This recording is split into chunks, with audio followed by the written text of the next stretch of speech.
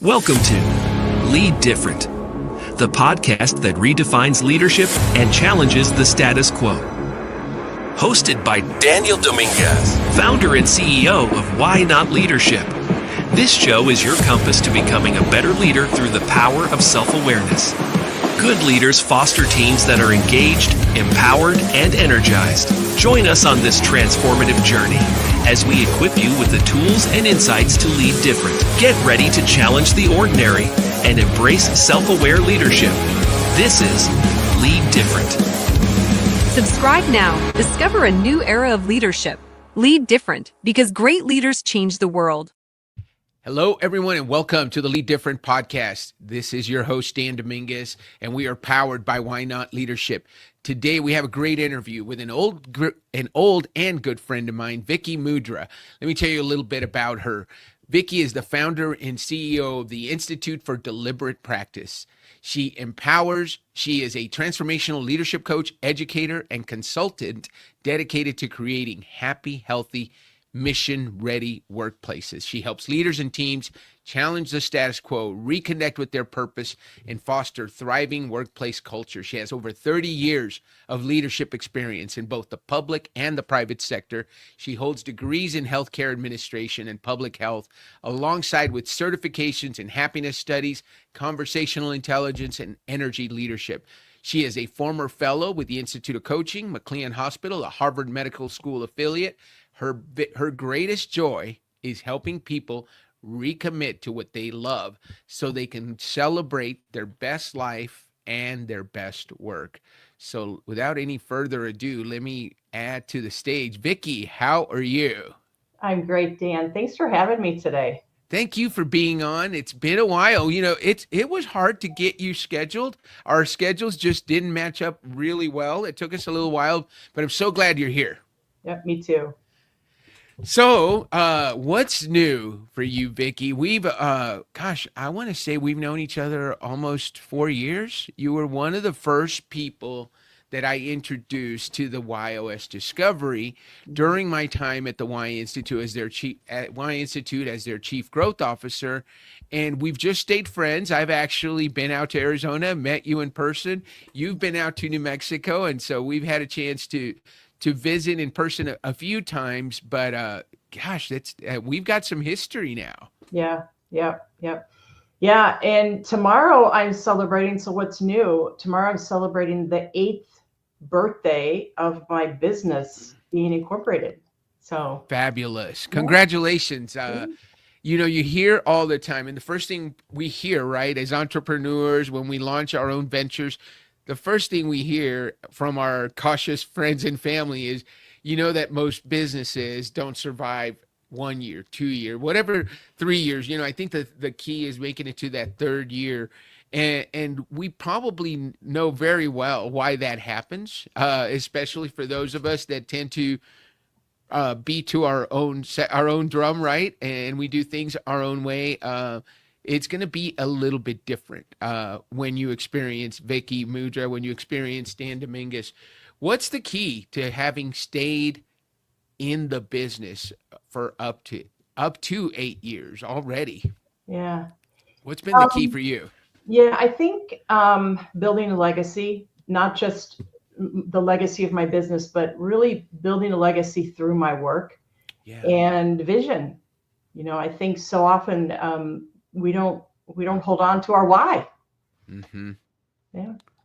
Yeah. So what's driven you? I know, you know, you've gone through some iterations in the way you run your business. The Institute for Deliberate Practice wasn't always the Institute for Deliberate Practice. What's the biggest change you've seen? If I were to talk to you 8 years ago and I'm talking to you today, what's the biggest change I'm going to see in Vickie? Yeah. Well, 8 years ago, I was a leader in the corporate space. So that's probably one of the biggest things. I was trying to be the leader that that I wanted to have, that I felt my team deserved. Right.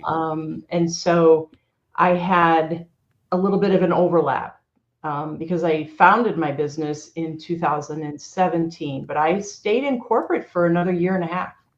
So, and in that time, I led through layoffs, loss. There was a big reduction in workforce, lots of transitions. I also had a lot of things happening in my personal life. As you know, Dan, my husband was diagnosed in 2016 with ALS. And so, you know, when you have something like that happen in your family, it absolutely alters the course of your professional life. And so I had to pivot. I was in this really difficult corporate leadership role with lots of chaos, lots of turmoil. And honestly, I wanted to quit. For even before Mike was diagnosed, I just wanted to quit because what was a role that I loved for an organization that I absolutely loved and helped to build, it wasn't fun anymore. It wasn't fulfilling. And I have to tell you, it was through coaching. I had one of what I will call the world's greatest coaches. And I did work for an organization that had a coaching culture. So I think that made the difference, and it allowed me to really dig in and not quit, and really be the leader that I wanted to be and get clarity. I knew it wasn't going to be forever, but to lead from within, stay, and really focus on how could I support my team and my colleagues who were all going through the same thing. So. Yeah. So, man, well, you can't say that and not tell us about it. So I want to dig into that. Yeah. What did your coach do for you that helped you stick with it, right? So you hired a coach, and then you came from a company that had a coaching culture, and then there's other stuff in that background that I want to dig into. But how did your coach impact your longevity in the business and your ability to stick it out through the tough times? Yep. Yeah. So actually the company paid for my coach. I didn't even have to hire her because we had this beautiful coaching culture. I had the benefit of having an executive coach. And I'll tell you, it was tough love. She challenged me. She said, you know, she's like, I see you have a lot of anger. She validated, she saw me. She allowed me to have a safe space to share how I felt about, you know, injustice and just all the things, right? And she gave me this space to just let it out and process through it. But then she asked me the tough question. She's like, okay, so who do you want to be in this? And it was not about what do you want to do? It was who do you want to be? And I think that was probably one of the most powerful questions that allowed me to go on the inside and just shut out the noise, right? And really think about that question. And I did. I thought about it for a year and a half. And every day I asked myself that question. Who do I want to be today? Yeah. Yeah. That's a great question. It's such a great experience. You know, nothing I'm sure your coach really appreciates. And if you want to give him or her a shout out, you could. But just, you know, oftentimes we don't hear the positive impact we have on people, right? And it's such a gift when we do hear from someone that says, hey, by the way, in 2017, I was ready to quit, but you came in my life and you helped me get through something that I don't think I could have done without you. So thank you for sharing that story. Yeah. Yeah. Fantastic, Vickie. So one of the reasons I love talking to people on the Lead Different podcast is I like hearing from leaders who do it differently. Now, you and I use the YOS discovery, the Y operating system discovery tool.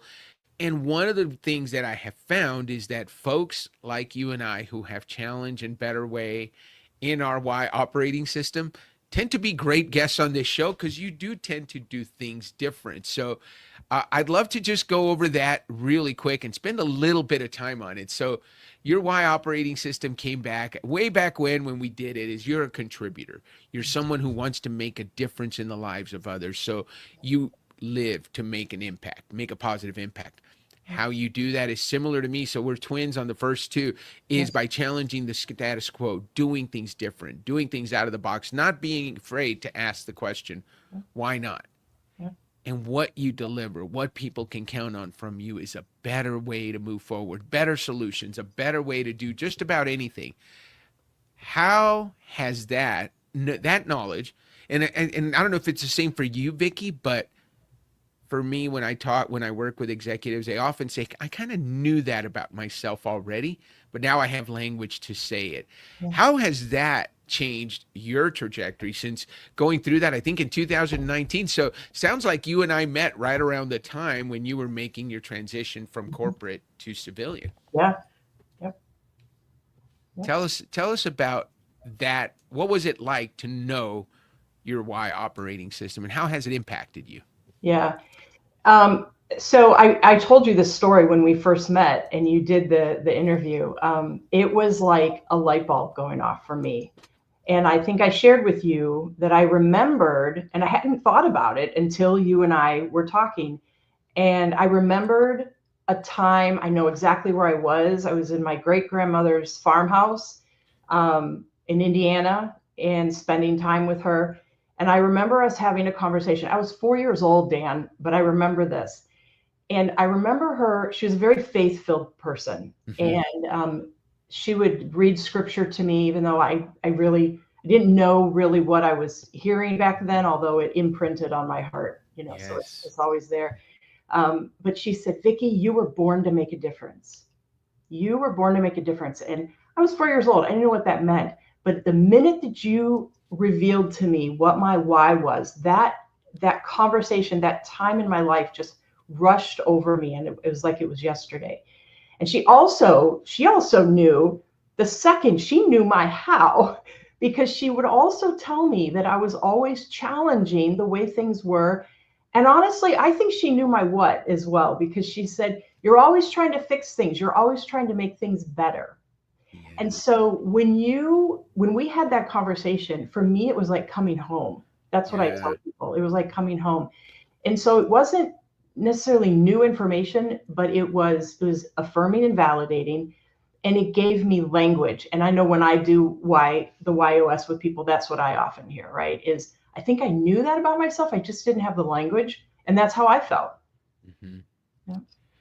Yeah, I remember that conversation. It was such a great conversation. And, it's fun when you help people discover something about themselves. But it sounds like we ought to send your grandmother, is she still around? She's not still around, but if she were still around, we would want to send her a complimentary or what do we call it? An honorary YOS certification, because she nailed you, right? Really you're did. going to make a difference. You're going to do it differently, and you're going to fix things. You're going to make things better. And that's what you do in your practice. And tell us about the evolution for the Institute of Deliberate Practice, because I've seen, we've known each other, but the audience doesn't know. So how did it start? Tell us about the idea. Yeah. I always want to hear how the idea came to you. Yeah. And then how'd you bring it to life? And then how has it evolved? And we'd love to hear about that. Sure. So my journey into this business started on 9/11. I was trying to figure out where I wanted to go in my educational. I was ready to get an advanced degree. I was working in healthcare at the time. And I remember on 9/11 thinking about the responders and thinking about all the people that were coming to aid. And I remember asking myself, what on earth would we do if we didn't have enough of them? And it was around that time when I was debating going for an advanced degree or maybe becoming a clinician, going to nursing school, becoming a doctor. And so I had my undergrad, I was looking at different paths.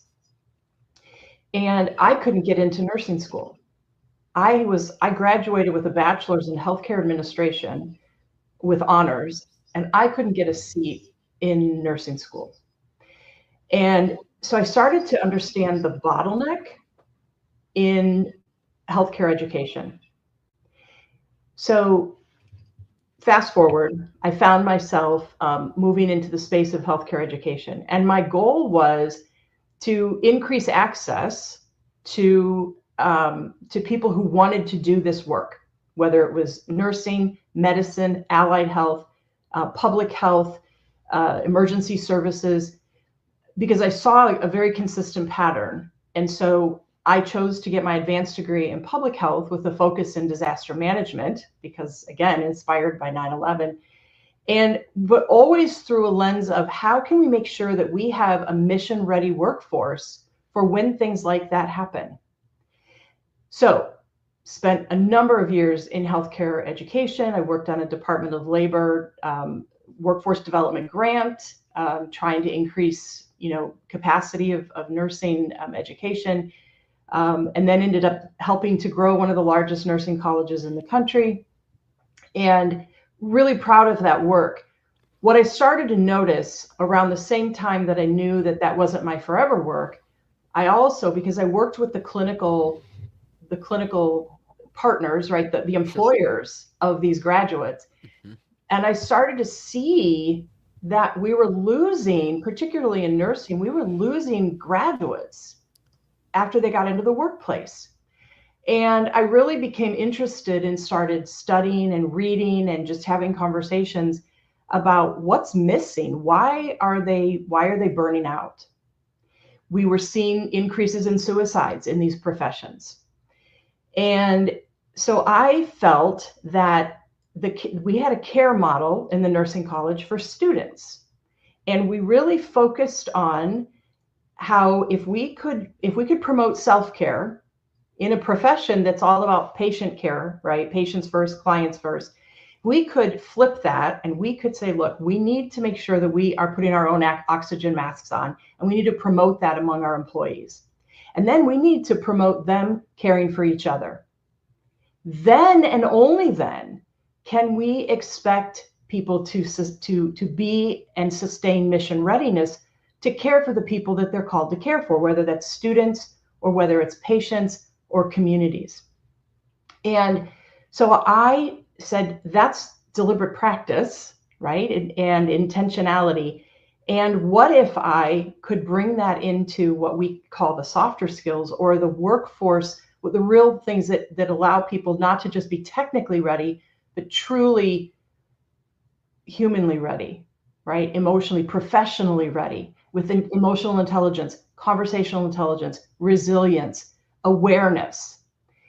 And as I was going through my own leadership struggle, right, and trying to be a better leader, I developed this care model, the deliberate care model. And the more I started to refine it and observe and really put myself in a place of reflective practice, I started to see this works, this deliberate care model. This is a pathway, and I would go back to it.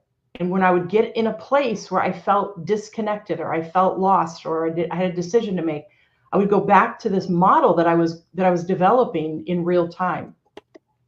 And so I brought that into my business, and really made it my mission to now help people not lose themselves in the important calling that they have when they go into these professions. And the deliberate care framework is really the foundation of how I do everything I do. So I have a heart for the people who serve and care for us, for the communities. It's deliberate care, deliberate practice. Thank you for, and now I know where the origin of the name, because that's a question I often ask. And that makes so much sense, Vickie, because you have to be prepared, right? And in true fashion, you saw a need, and you were driven to fix that, to contribute to the greater cause of readiness for in case another disaster like that happened. You challenged the way things were being done. You saw that what was being done that wasn't working, and you said, is there a better way? And there's a better way to do that. And then you delivered that. That's really good. I want to talk about your exit from corporate. You mentioned layoffs and how difficult that was. And I remember, having been in corporate myself, how almost dehumanizing that process is for a senior leader, because I don't know about you, but as a contribute person, I tend to care about people. I lead with that, Yeah. and to make cuts and to say there's a 10% that we've got to get rid of, and the only line is it's often, it feels random, and I know that it's a business decision, but that was one of the reasons why I left corporate. There was an incident about a year before I did, where I had to make some very tough decisions that, had it been up to me, I wouldn't have made. What was your experience with that, and how do you equate it to the work that you do now? How do you relate it? Because I can tell you this: I will never do that again. You couldn't pay me enough to go into a place and look someone in the eye who has done nothing wrong other than to be below a certain cut line on a certain date. Because they could have been, I was in sales. They could have been salesman of the year before. Right. And that didn't matter. Because you had to do it fairly. And so you just drew a line somewhere. I'd love to hear your thoughts on that. Yeah. Yeah. So, and I have a couple different contexts to share around that question. So at the time, it was above my pay grade, right? It was just, there was major reorganizations that were happening, and there wasn't anything I could do about it. And it was interesting. I had people who were on my team, and they cut for me, example, they cut the number of people on my team. And so people who were in these jobs literally had to reapply for the job they were in because there was fewer of them. So it was a really interesting time. It was something I had never experienced before. I mean, I've been through, organizations in my past where they've downsized and they've shifted, but this was something in the role that I was in and the way that it was being done. I'd never experienced it before. So, and I had colleagues that were spinning out. They were going through it with their teams. And so I just, all I could do was look at the people and not worry about the positions, not worry about what was happening around, but really just try to establish and leverage the relationship I had with each and every individual. And it was interesting because I had started my coach training. So I was preparing this exit, I knew what was happening. I was in my coach training. And so I actually, decided, okay, I can't solve this. I could leave right now, but I feel like they need me. And so how can I bring a coach approach to helping these people and meet them where they are? Some people, they were in a position where they had other roles within the organization, multiples that they could apply for. Others had more limited options. So it was really just leaning into my coach training to try to empower them to know that they really weren't helpless. This particular situation, it's unfortunate, but really help them understand what agency they still did have, and really connect into the empowerment that they could find for themselves, and not let themselves become a victim to what was happening. Yeah. And that was the best I could do. And I really, in looking back, most of those people I'm friends with today. I think almost all of them I'm friends with today, and we have amazing relationships. Some of those people came to my husband's celebration of life. These are people that I talk to on a regular basis. And so I like to think that relationship transcended because they knew that I cared for them. I couldn't change the outcome, but they knew I cared for them. And for most of them, that was enough to help them ride it out. Fast forward to 2025. Some of my greatest clients are public health departments. What's happening right now to funding across public health? People are losing jobs, programs are getting cut. And so I'm not in it the way I was 9 years ago, but I'm still on the peripheral. And these are still my people. And they still are looking to me to see them and hear them, help them find their agency, empower them, and help shore them up in other ways. And so one of the things that I like to say is, emotional intelligence is the number one skill, no matter what type of job you're in. So focus on that. It's going to help you, whether you get another job, whether you get to keep this job, you go to transfer to a different division. Control the things you can, build the skills you can. Yes. And I think it's been helpful.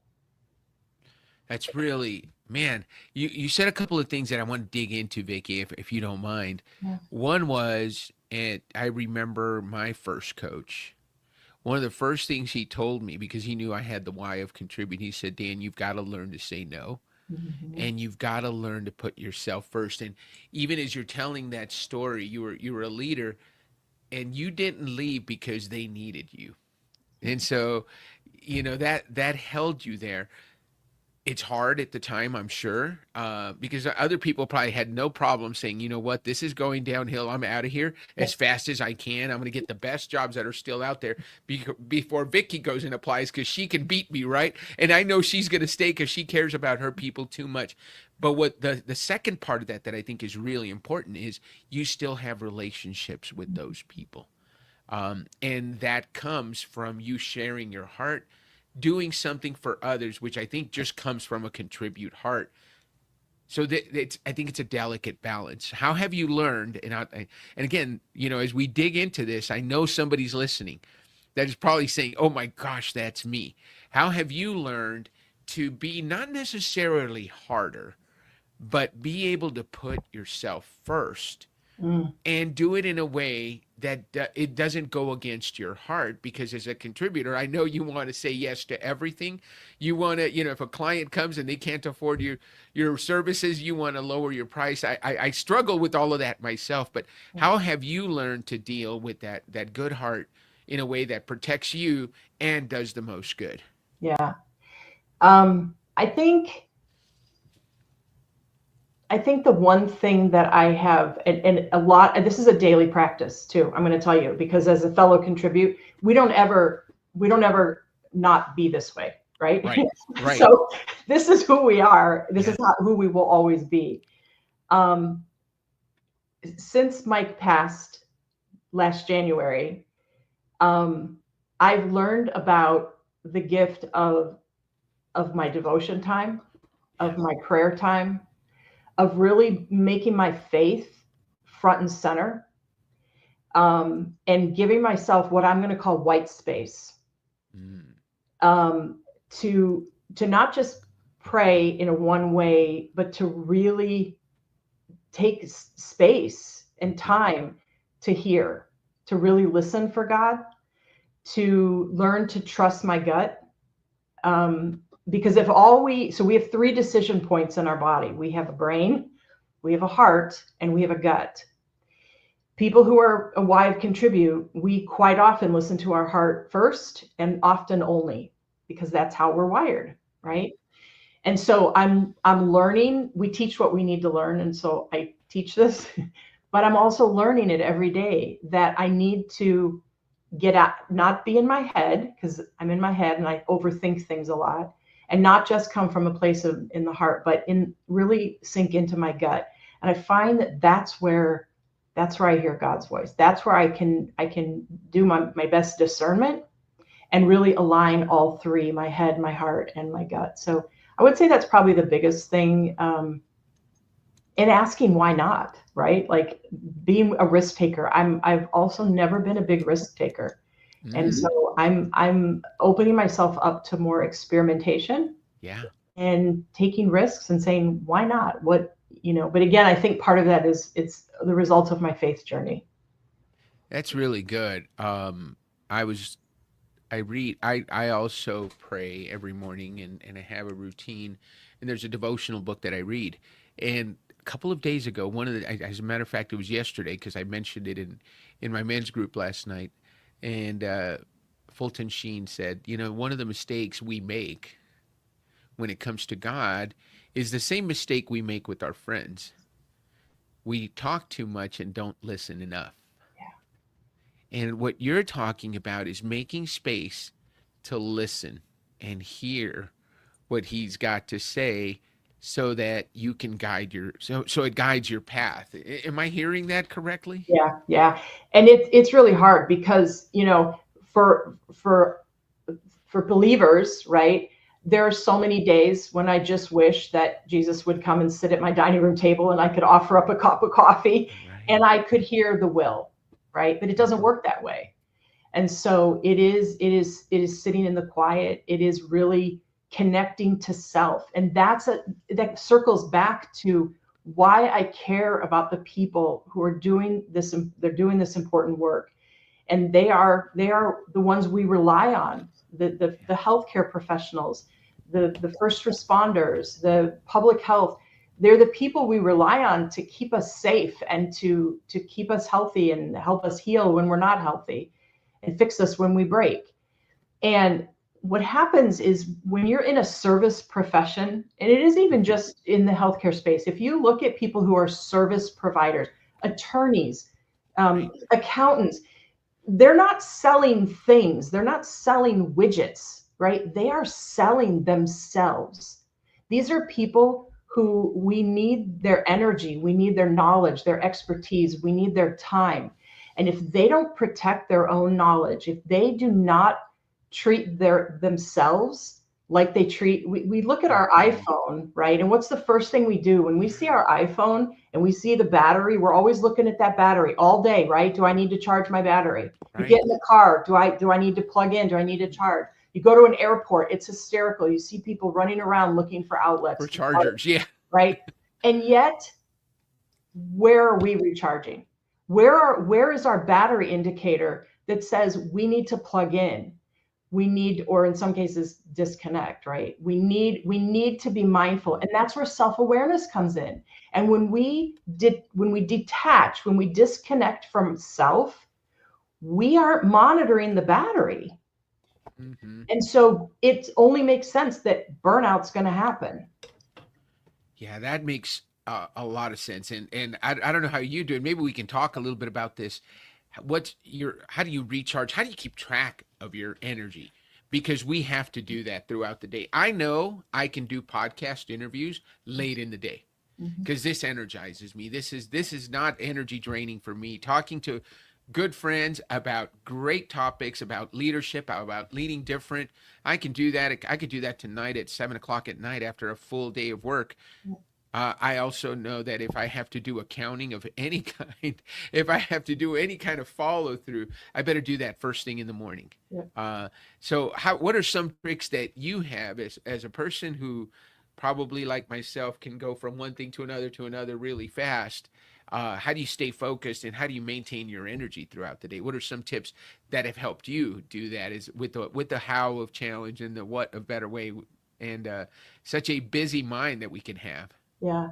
I'm gonna go back to my deliberate care model, right? Yeah. It's checking in. So it starts with connecting to who and what matters most. That's what the C is. So are we connecting to who and what matters most, starting with ourselves? Just asking that question. Because who and what matters yesterday may not be the same who and what today. And so always be mindful of who and what matters most. Am I in the presence of someone? Is there someone sitting in front of me or on the phone? Am I multitasking? So always being mindful of who and what matters most in this moment. Yeah. The next one is awareness.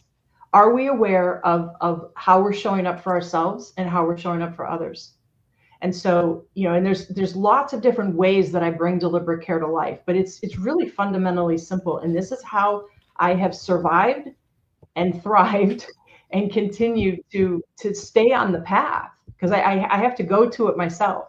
So our awareness, right? Am I aware of how I'm showing up for myself?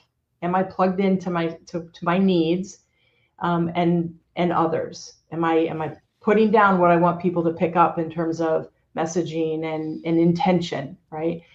And then the third one is resilience and mental fitness. Am I doing the work? I see people at the gym all the time. My daughter's a faithful, she's at the gym every day and I admire her. But are we doing that same level of dedicated fitness for our resilience and our mental fitness? And so it's making sure that we're not just trying to work the muscles in the body, but really the muscles that we need for resilience. And then finally, it's empowerment, right? So am I living are my thoughts and my actions representing me being empowered or in kind of a judgmental or victim space? And so those are the four things, right? Connection and awareness, resilience, and empowerment. Thank you for sharing. No, that's a great model. So connection, awareness, resilience, and empowerment. So you mentioned your daughter. I want to definitely ask you about this because you were in a very long relationship with someone you love deeply who is no longer with us, but that has led to a change in your business. You've brought your daughter into your practice. You guys are now working together. Yeah. And I want to hear more about that because I think that's a dream for any of us in our 50s who have 50s or 60s whose kids are grown and they're doing their own thing. I'm very proud of my daughter. She just got a big promotion at work, but it also makes it even less likely that I'm going to be able to afford to one day hire her. But tell us about what that is like. When did you hire your daughter? What's she doing? And how are you taking advantage of her talents and what she brings to the table for you? Yeah.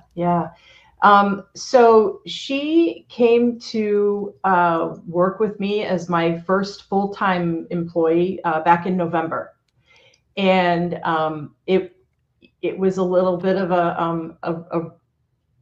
a test of faith.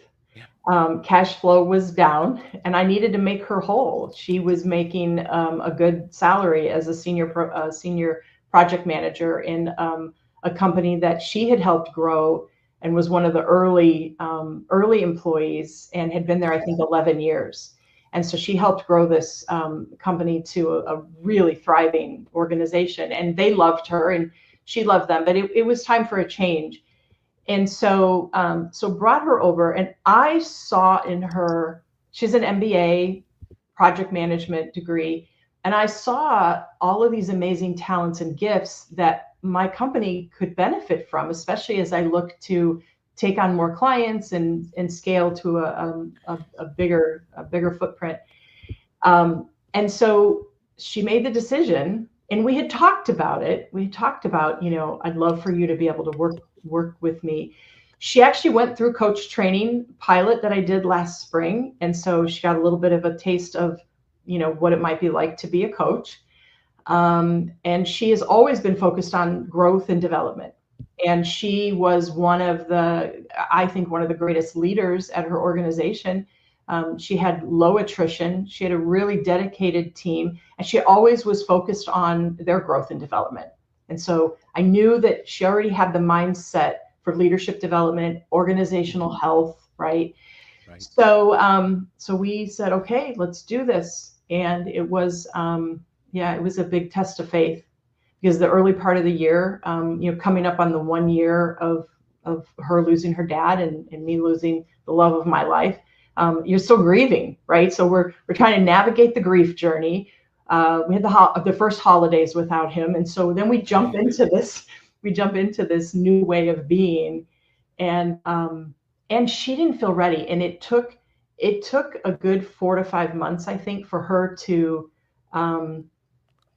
start to accept and believe what I could see in terms of transferable skills. It was really hard, and she had a lot of baggage that she had to unpack from the work that she had been done and where she came from. Here's what I will say. We both realized right away, probably within 90 days, she needed a coach, and it wasn't going to be me. And so the difference that has been made since she started working with a wonderful coach, she's been coaching every week, it's just like blossoming. And so again, the power of coaching. Did you ever imagine in your wildest dreams that your daughter would be working in your practice? And I know this, because we talked about it. This was at a time when the ability to make her whole was probably a difficult decision for you financially, but you went ahead and did it. What would you say to someone else in a similar situation? What What led you to make the decision? I know every situation is different, Yep. but what are some things that anyone who is thinking of hiring their son or daughter into the business, what should they take into consideration as they're looking at that prospect? Yeah. The very first thing, and her and I talked about this a lot, and I will admit it still weighs on me. We are very, very close as mother and daughter. We have a very close relationship. And I had a fear that there would be something about this decision that would jeopardize our relationship. And there's nothing that would ever be worth that happening. And so we had a lot of conversations about that, because I've had friendships that have suffered because you bring them into work, you bring them into a job, and then the friendship suffers. Mm-hmm. I've seen it happen. Even when I was in corporate, I hired a very good friend, and for reasons beyond my control, our friendship suffered. And so that was my biggest fear. And so I think that for anyone who's thinking about doing this, you have to have really open, candid conversations with first thing we did is we came up with like a safe word, a funny word. And so if we ever get into a disagreement, or we ever have a situation where we're feeling there's some adversity happening, we pull out the safe word. I believe it's octopus. Octopus, yeah. So just something that will disrupt the brain, that will stop whatever's happening. So that's the first thing, is have a way to, it's relationships over work, always. That's what I have believed for so many years. And I want to give a shout out to my coach, because I do believe she's one of the best coaches on the planet. And it's Ann Farrell. And so some of your listeners may know Ann. Because I want to give her credit. She taught me that phrase, relationships over work, relationships always over the work. And when I focus on that, that's when I find the real relationships will always transcend the work.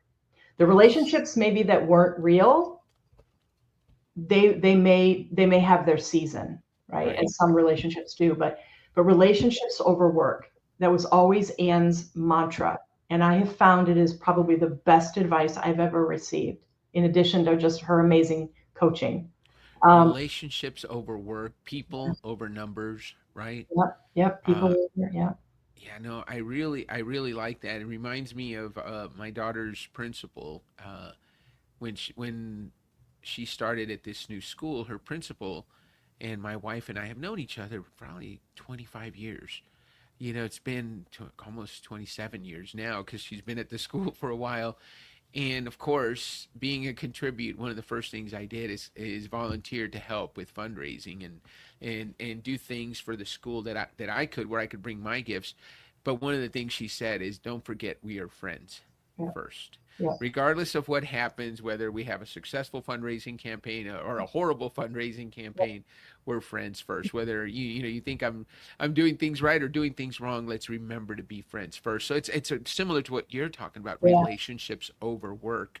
And I like the idea of the safe word. I may implement that, and we'll, often with what happens with me and my team, often a curse word will come out, and I think that's when we know we've got to slow down, right? But I think we can come up with something like octopus. That sounds like a fun way to do it. Yeah, I need to correct it. It was relationships are the work of work. That was her exact phrase. Relationships are the work of work. Yes. But it's kind of the same thing. It's the relationships are, at the end of the day, the relationships are what matters. Absolutely. And I say this all the time. If you take care of the people, the numbers will take care of themselves. You hire great people, and you let them do their job, and you support them as much as you can, and you just watch your team thrive, right? Yep. It's so fantastic. Go ahead, Vickie. And then the other thing, and I have to say, the safe word, it was something her and her dad did. So when they would start to get into a heated disagreement, they would say pineapples. And that was let's take it down a notch, right? So we learned that from her and her dad. The other thing I would say, to be mindful, if someone was thinking about hiring their adult, especially maybe a sibling, I guess anybody, a family member, where you spend a lot of time together outside of work is to really be mindful of the boundaries, because it would be really easy, especially for a business where we both are passionate. There's a lot of things happening. There's a lot of energy. It would be easy for us to let work spill over into our fun time, our family time, our mother-daughter time. Right. And so we also agreed that we really wanted to have some clear boundaries so that we don't do that, so that we don't lose who we are as mother-daughter or within the larger container of the family group, right? And so she actually came up with a great suggestion. When we are working, when we're talking about work, we try to stick to Teams or email, but we will do our things on Teams. When we're talking about personal stuff, that's when we text. And we tend to not cross that over. And it's been a really lovely way to separate even our communication. Yeah, that makes that I like that. You're full of great tips today, Vickie. That's another great way to separate. Yeah. You know, there are some clients that I text, and that's because some of them are technologically challenged. They look, you can email me, but if you send me an email, send me a text, Dan, right? And then let me know that it's in there, and I'll go look at it. And that's. But I really like that's a great way to use technology to create the boundaries. Now, does she live in Arizona? She does. Yep, she lives here. And I also want to give a shout out to my son, because I have two grown children. They both live here in Arizona, and I wish, like, if I had my greatest dream, I wish that I could have both my children working in my business. Yeah. I wish that I was so profitable and that my revenue was so large that I could support them. They're both, pretty successful, so they can make a lot in the marketplace. Right. But that would be my greatest dream. But he supports me. He is my chief information officer. He set up, he's my tech person. He set up a whole VPN. He, takes care of my router and, high-end modems. And so I'm really blessed, because it's not just my daughter who I have as an employee, but I have a son who is absolutely supportive in so many ways. And even though he's not on the payroll, I couldn't do a lot of what I do without him. And he also is always looking out for me. He had the benefit, he works for the federal government, and he had the benefit of doing a leadership development engagement of some kind. And he was excited to share with me, like, what that was like for him, and tell me about his coach that he had been assigned. And he's always encouraged me, Mom, get on SAM.gov. Like, there's a lot of need in the government for your services. And so he also sees that other perspective. And so he's always helping me look for ways to grow the business, and kind of, has his ear to the ground with what is being consumed on the other side, which is really lovely. So I'm really grateful to have both of my children in a supportive, engaged way in the business. So this is, man, what a dream. And they're both nearby. I hate that I have to fly all the way to Chicago to see my grandchildren. So it's, you want your kids to succeed, and you want to wish them well. And I'm certainly happy for both my daughter and son-in-law. But I just wish, because when they visit town, I have a friend who owns a house that's a mile down from me that he doesn't live in. And so they rent that house. So when they're here, it's so nice to be able to just drive like 2 minutes and I'm there. I literally get there walking in 20 minutes, so it's really nice. Tell me, Vickie, I love hearing your story. I love hearing about your kids, and you guys have gone through a very difficult time recently, but it seems like you've survived and thrived since your husband passed. So let's talk about you personally. Tell me about a fear that you finally stopped listening to, and what impact that had for you. Oh, there's a lot. I still have a lot of fears. Yeah. I think hiding who I am. I think is probably one of the fears. Not feeling like I can be authentic, bring my whole self. I think fear of bringing the grief forward, right? Fear of not being enough. I think particularly as women, I think we have a lot of fears that we are navigating on a daily basis. And so I think I have a lot. And how did you overcome that? How did you overcome it in order to lead the way that you do now? Well, I think, again, I'm going to go back to faith. I think part of my, I've had a lot of adversity. I actually wrote a chapter in an anthology a few years back, and that was scary because I shared pretty vulnerably in there. And so sometimes I feel like, I'm broken, right? I'm too broken. Who am I to help people grow and lead when I'm, maybe I'm too broken. And I also discovered, though, in myself, which again, I don't think this was new, I'm a perfectionist.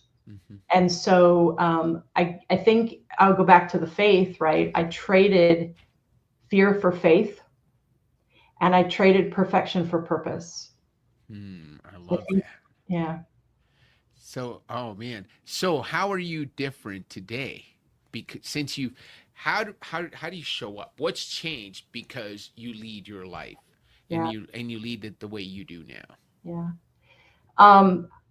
I think I'm successful, not so much in spite of my pain or because I've got greater sense of grit, but how I've moved through it. Yeah. So I don't think it's what happens to you in your life. I think it's how you emerge, how you navigate it, and who you become as you move along and you don't give up. Yeah. Fabulous. Vickie, what have I not asked you? Man, this has been such a rich conversation. As I said, it's usually a 30 to 45-minute interview. We're way past that because we're just having so much fun learning about how you lead, how you're running your business, how the breakthroughs you've had in your life have led you to your success. Is there a question I've forgotten to ask that you would want to make sure I asked? There's something I shared with you, kind of half joking, that I've really been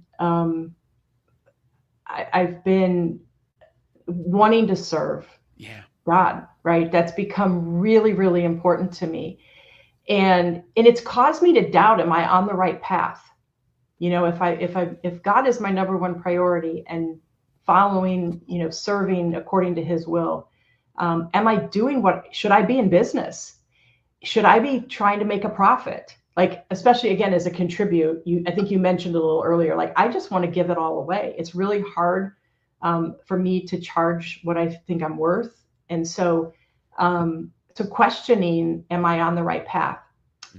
And I discovered something recently that has been really altering. And that is that you can have both. So I do believe my business is a mission. I always have, ever since it was inspired in me, over 20 years ago. I've been on a mission. And so it's clear that my business funds my mission. But I also have discovered that it fuels my ministry. And I used to think they were separate, but something in the last couple months has, things have really shifted for me. And I feel like it's integrated, that my mission, that my ministry, my truly, serving the way that my faith calls me to, is integrated, and the business is what funds it. And that clarity has really freed me to make some bold decisions and trust more than I ever have before. Trust in the provisions, let go of perfection. I have a feeling that that's got to be really freeing for you, Vickie, understanding that this is your mission. It's also, your ministry, and it's also your business. So having that congruence where it all comes together is probably allowing you to be more present and be even more valuable to the clients you serve. Yeah, that's my hope. That's my hope and my prayer. I don't think it's a hope. I think it's a reality. I want to congratulate you for hiring your daughter, for having your son be involved as your CIO, and for having them so close to you, for having a thriving business, for all that you're doing and all the people that you're helping. Because I want to say, if your grandma's listening, and I know she is, that you know what, Vickie grew up and she's making a difference. She's challenging the way things are done, and she's fixing things and making them better. So, Vickie, thank you so much for being on the show. Thank you, Grandma, for being in the subconscious mind of Vickie all this time and helping her achieve what she has. What do you say we end the show on that note, Vickie? Why not?